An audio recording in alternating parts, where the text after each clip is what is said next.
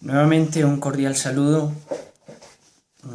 Vamos a iniciar esta vez hablando del elemento, el factor penológico dentro de lo que es o de lo que son las conductas atinentes al tema de la corrupción. Y este factor se hace fundamental justamente para iniciar el curso, debido a que el sentido total del derecho penal es la represión de aquellas conductas que desordenan, permítanme el pleonasmo, el orden social. La comunidad política, llámese Estado o como se llame, se ha organizado en orden a unos fines propuestos.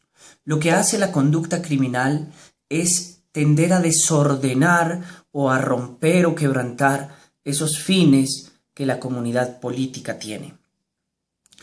Debido a eso tenemos que entender, incluso en contravía a algunos tratadistas famosos del derecho penal, que sostienen que la conducta penal, más bien la sanción penal que se ejecuta o que se ejercita sobre la conducta, tiende a reprimir solamente esa conducta.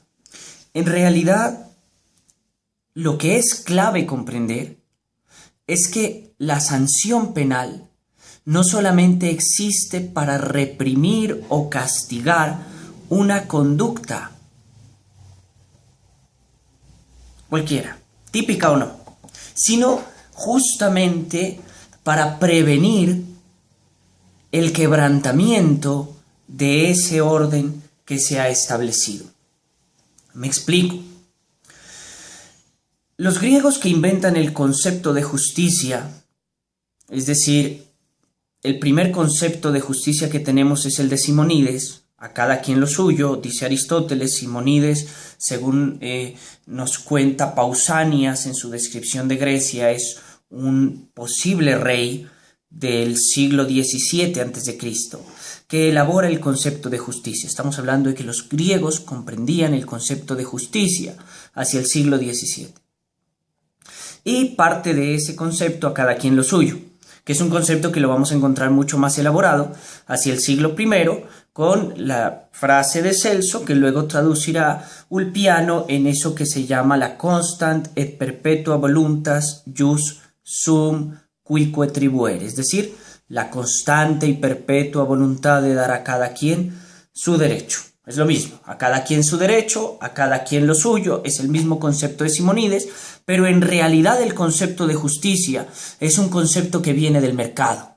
Y el concepto de Temis, como la diosa de la justicia, es un concepto del comercio o del mercado. Es decir, en el mercado era donde estaba Temis con sus dos brazos, es decir, la balanza, tratando de equilibrar las cargas que se dan en el mercado. Entonces, de ese modo, el concepto más apropiado para la justicia es el concepto de equilibrio.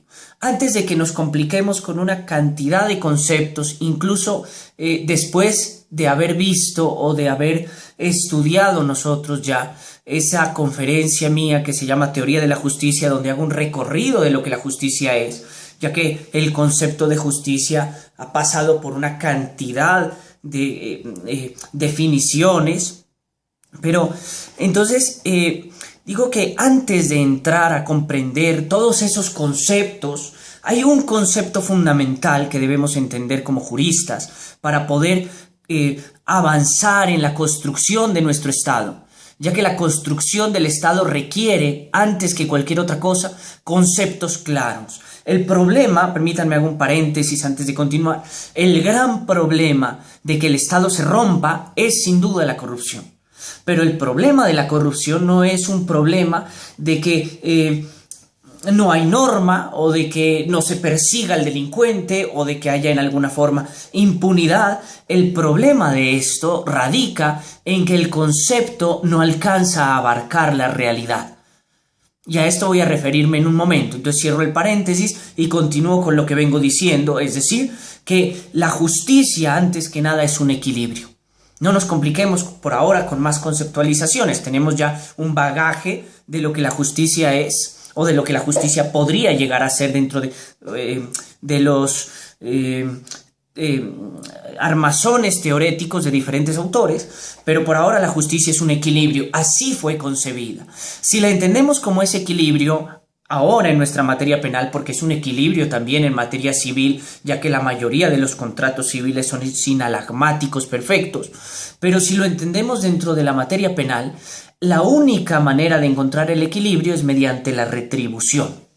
De ese modo, hablar de justicia en materia penal es hablar de retribución. Estoy completamente de acuerdo en esto con eminentes juristas, incluso con tratadistas muy afamados.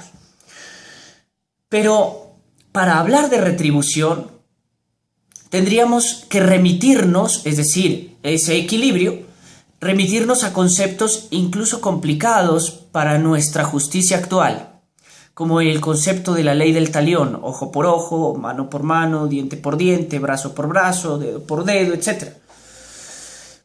En ese sentido, la justicia sería retributiva.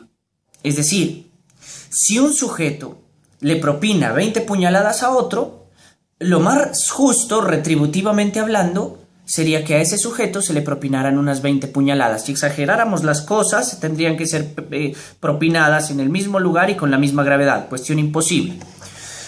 Pero para que existiera esa retribución tendríamos que acercarnos lo más posible a que el acto de represión por parte del Estado sea semejante a la conducta cometida por el sujeto activo o el sujeto comisor de ese hecho, ahora punible, ¿no? O reprochable si todavía no ha sido tipificado, por el hecho reprochable por la sociedad, que eso es lo que constituye el germen o la génesis de la materia penal.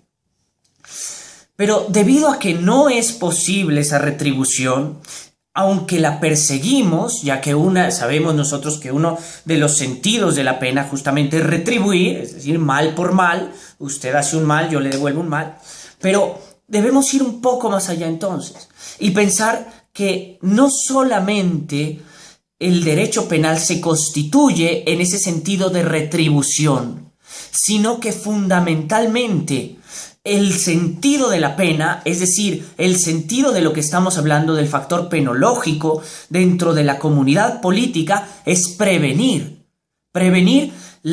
el posible o el futuro quebrantamiento de esos fines que nos han unido como comunidad política, teniendo en cuenta que la comunidad política no es otra cosa que un conjunto de intereses y haberes.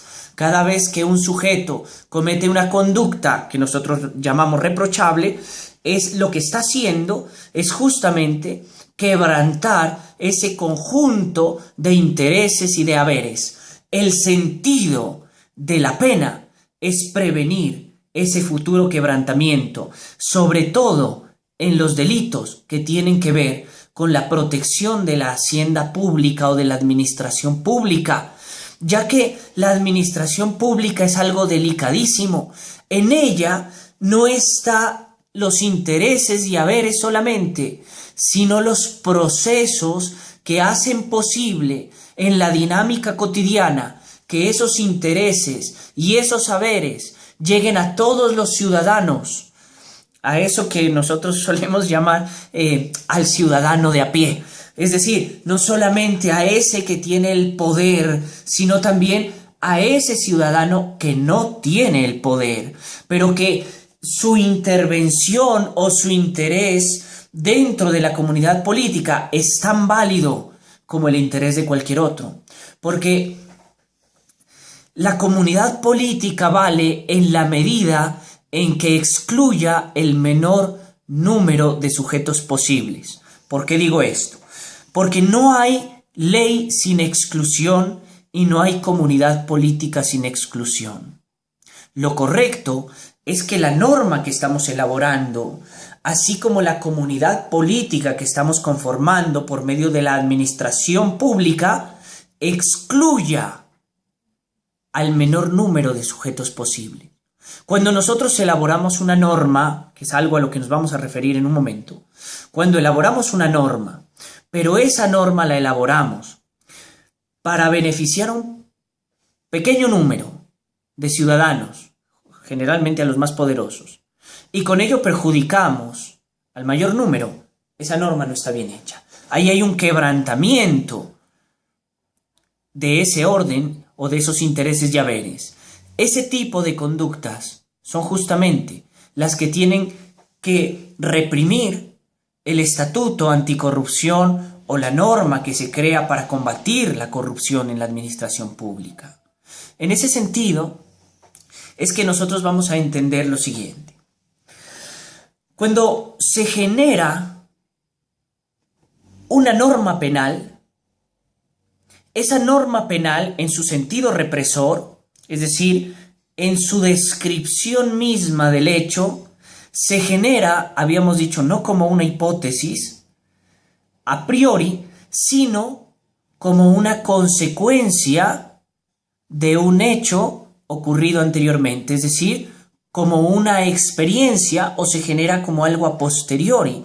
Se genera como la experiencia traducida a lo teorético, es decir, traducida a la materia jurídica, para poder desde allí privar al que comete la conducta de volverla a cometer y prevenir a la sociedad de ese quebrantamiento que se cometió. Entonces, en ese orden de ideas, debemos tener en claro que toda conducta, toda sanción toda sanción penal, tiende primero a retribuir, teniendo en cuenta que la retribución no es perfecta.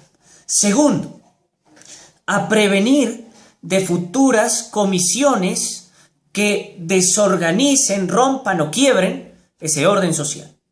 Y tercero, que la norma existe como consecuencia del estudio que se ha hecho de esas conductas.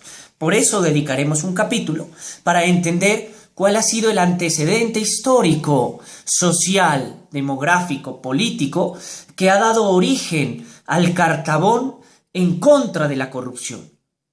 En ese sentido, vamos a dejar sentado ahora este primer estudio respecto de lo penológico, para pasar a una segunda parte, que lo haré a continuación, donde se estudiará o se pondrá en privilegio para su estudio el sentido de la severidad. ¿O cuál es? La pregunta sería, ¿cuál es la severidad?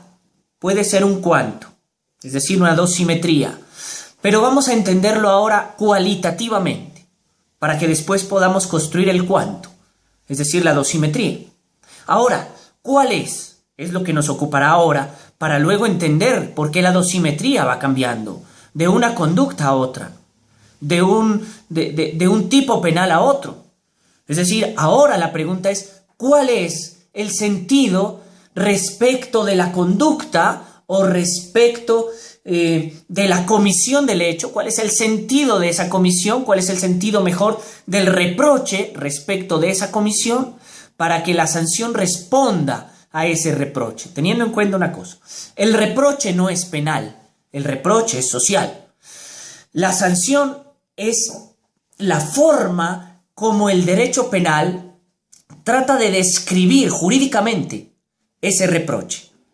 Entonces, en ese sentido, vamos a pasar a hablar en un momento de aquello que es la severidad en el elemento penológico.